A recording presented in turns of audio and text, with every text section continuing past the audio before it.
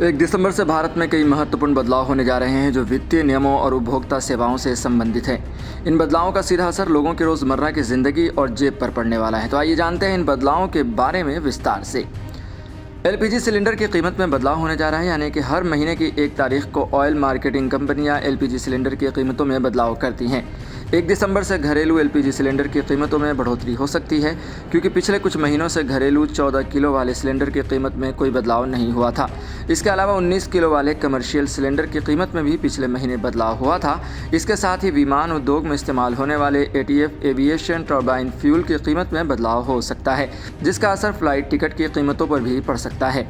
साथ ही आधार कार्ड से जुड़े जो मुद्दे हैं उनमें भी बदलाव हो सकता है, यानी कि आधार कार्ड से जुड़ी सेवाओं में भी बदलाव हो रहा है। अब तक आधार कार्ड में जानकारी अपडेट करने पर कोई शुल्क नहीं लगता था, लेकिन 14 दिसंबर से आधार कार्ड में किसी भी प्रकार की जानकारी अपडेट करने के लिए 50 रुपये का शुल्क लिया जाएगा। 14 दिसंबर से पहले आप बिना किसी शुल्क के अपने आधार में नाम, पता और जन्मतिथि जैसी जानकारी को अपडेट कर सकते हैं। साथ ही एसबीआई क्रेडिट कार्ड के नियमों के बदलाव के बारे में भी जान लेते हैं।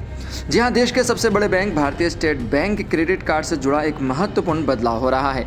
1 दिसंबर से यदि आप अपने एसबीआई क्रेडिट कार्ड का उपयोग डिजिटल गेमिंग प्लेटफॉर्म या व्यापारी से संबंधित किसी लेन देन के लिए करते हैं, तो आपको इस पर रिवॉर्ड पॉइंट मिलना बंद हो जाएगा। ये बदलाव एसबीआई कार्ड की वेबसाइट पर भी जारी किया गया है।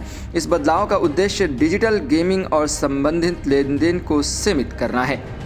चलिए साथ ही टेलीकॉम कंपनियों के लिए जो नए नियम आए हैं, यानी कि ट्रेसेबिलिटी कानून हैं, उनको भी जान लेते हैं। भारतीय दूरसंचार नियामक प्राधिकरण यानी ट्राई ने वाणिज्यिक संदेश और ओटीपी से संबंधित ट्रेसेबिलिटी कानून लागू करने का फैसला कर लिया है।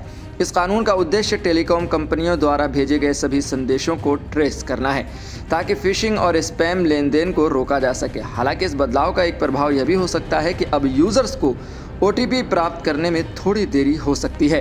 ट्राई के द्वारा निर्धारित समय बीमा को बढ़ाकर 30 नवंबर कर दिया गया था और अब 1 दिसंबर से टेलीकॉम कंपनियां इस नए नियम को लागू कर सकती हैं।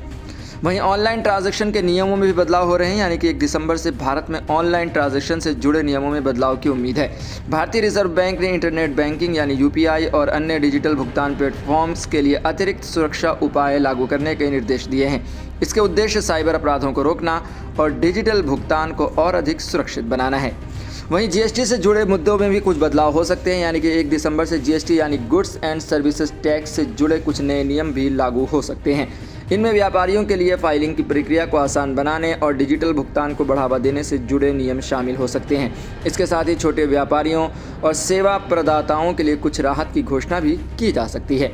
इन सभी बदलावों का असर न केवल आम नागरिकों की जेब पर पड़ेगा, बल्कि व्यवसायों और सेवाओं की कार्यप्रणाली पर भी गहरा प्रभाव डालने वाला है। 1 दिसंबर से होने वाले इन बदलावों को ध्यान में रखते हुए नागरिकों को अपनी योजनाओं और खर्चों में बदलाव करने की आवश्यकता हो सकती है। तो आप कर लें तैयारी। अगर अभी तक आपने आधार अपडेट नहीं किया तो उसे अपडेट ज़रूर कर लें, और बाकी जो भी बताए गए हैं अगर कोई भी आपके काम का है तो आप इसे आगे भी शेयर कर सकते हैं। और ऐसी खबरों के लिए बने रहें सहारा समय के साथ।